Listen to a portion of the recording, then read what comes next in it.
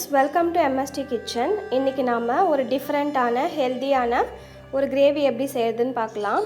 அதுக்கு தேவையான இன்க்ரீடியன்ட்ஸ்: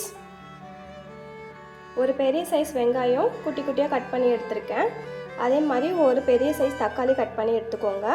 ஒரு 2 ஸ்பூன் இஞ்சி பூண்டு பேஸ்ட்டு, ஒரு பச்சை மிளகாய், ஒரு கொத்து கருவேப்பிலை. இந்த கிரேவி செய்கிறதுக்கு நான் டபுள் பீன்ஸ் எடுத்திருக்கேன். அப்புறம் இது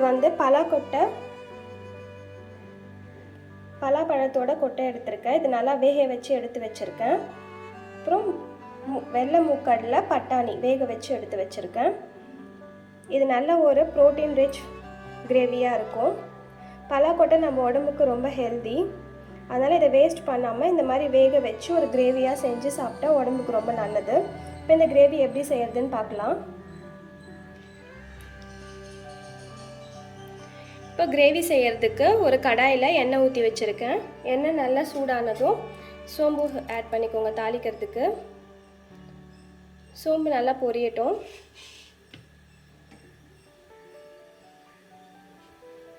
சோம்பு நல்லா பொரிஞ்சதும் வெங்காயம் ஆட் பண்ணிக்கலாம்.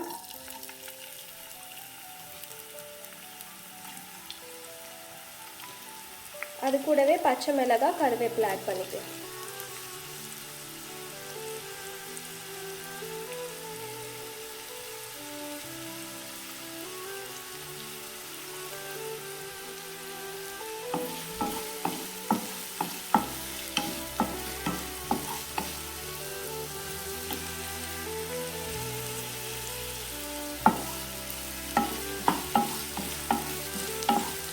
வெங்காயம் நல்லா கலர் சேஞ்ச் ஆகிற வரைக்கும் வதக்கி விட்டுக்கோங்க.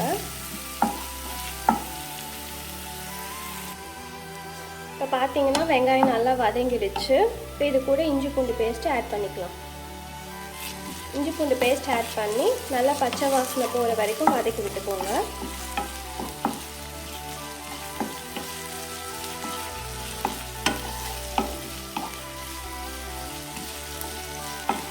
நல்லா வதங்கினதும் தக்காளி ஆட் பண்ணிக்கலாம்.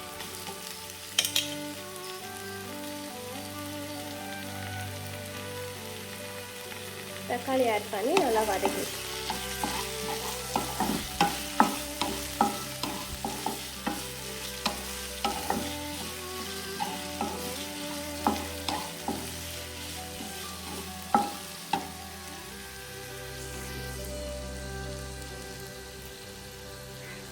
இப்போ தக்காளி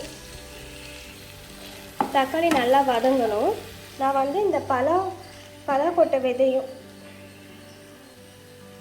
இந்த பலாக்கொட்டை மூக்கடலை பட்டாணி வேக வச்சு வச்சுருக்கேன். ஆனால் டபுள் பீன்ஸ் இது வேக வைக்க வேண்டாம். அதனால் இப்போ நான் தக்காளி கூடவே ஆட் பண்ணிக்கிறேன்.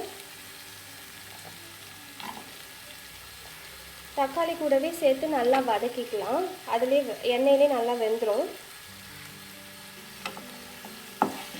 தக்காளி கூடவே ஆட் பண்ணி நல்லா வதக்கி விட்டுக்கோங்க. இதை தனியாக வேக வைக்கணும்னு அவசியம் இல்லை.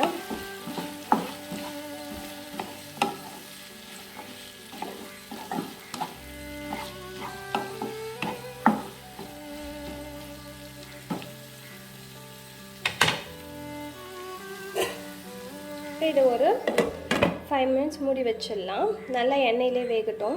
A few moments later. இப்போ 5 minutes நல்லா குக் பண்ணிட்டோம். ஓப்பன் பண்ணி பார்க்கலாம். இப்போ பார்த்தீங்கன்னா எண்ணெயிலே இந்த டபுள் பீன்ஸ் நல்லா வதங்கிடுச்சு.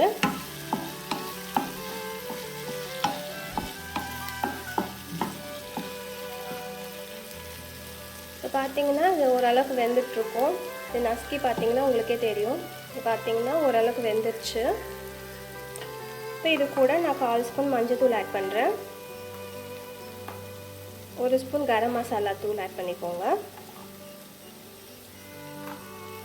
1 ஸ்பூன் குழம்பு மிளகாய் தூள் ஆட் பண்ணிக்கோங்க. நீங்கள் காரத்துக்கு ஏற்ற மாதிரி ஆட் பண்ணிக்கலாம். ஆட் பண்ணி மசாலாஸ்லாம் நல்லா மிக்ஸ் பண்ணி விட்டுக்கோங்க.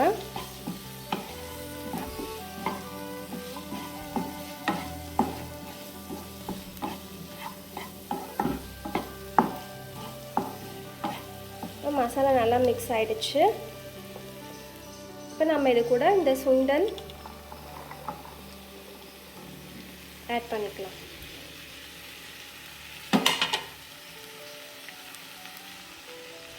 ஆட் பண்ணி ஒரு கலரி விட்டுக்கலாம்.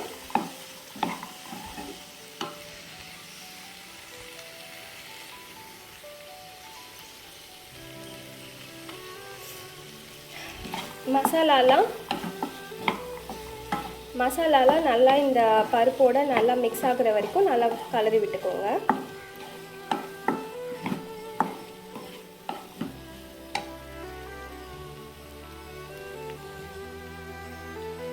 நல்லா கலரி விட்டதும் இந்த வேக வச்ச தண்ணி இருந்தால் வேஸ்ட் பண்ணாமல் இதில் ஆட் பண்ணிக்கலாம்.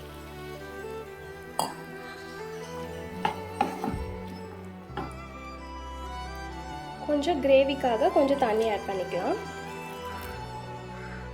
இப்போ தேவையான அளவுக்கு உப்பு ஆட் பண்ணிக்கலாம். நீங்கள் வேக வைக்கும் போது உப்பு ஆட் பண்ணியிருந்தால் இப்போ கம்மியாக ஆட் பண்ணிக்கோங்க அதுக்கேற்ற மாதிரி.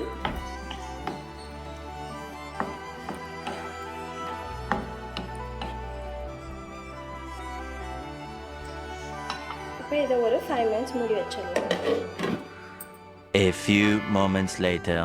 இப்போ 5 minutes ஆயிடுச்சு. ஓப்பன் பண்ணி பார்க்கலாம். பார்த்தீங்கன்னா நல்லா வெந்துருச்சு.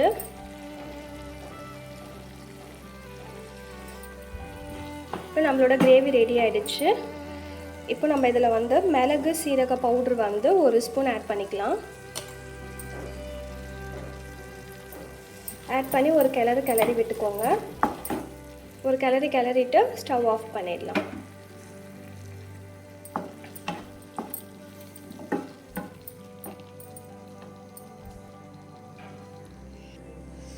இப்போ பார்த்தீங்கன்னா ரொம்ப டேஸ்டான ஹெல்தியான நம்மளோட கிரேவி ரெடி ஆகிடுச்சு. இதை நம்ம தோசை, இட்லி, சப்பாத்தி இல்லை சாதம் இது கூட ஆட் பண்ணி சாப்பிட்டுக்கலாம். ரொம்ப சுவையாக இருக்கும். இது ரொம்ப குழந்தைங்களுக்கும் ரொம்ப பிடிக்கும். ரொம்ப ஹெல்தியான ரெசிபி. இதை நீங்களும் ட்ரை பண்ணி பார்த்துட்டு எப்படி இருக்குன்னு மறக்காமல் கமெண்ட் பண்ணுங்கள். என்னோடய வீடியோஸ் பிடிச்சிருந்தால் லைக் பண்ணுங்கள், ஷேர் பண்ணுங்கள். மறக்காமல் MST கிச்சனை சப்ஸ்கிரைப் பண்ணுங்கள். Thank you friends. பை.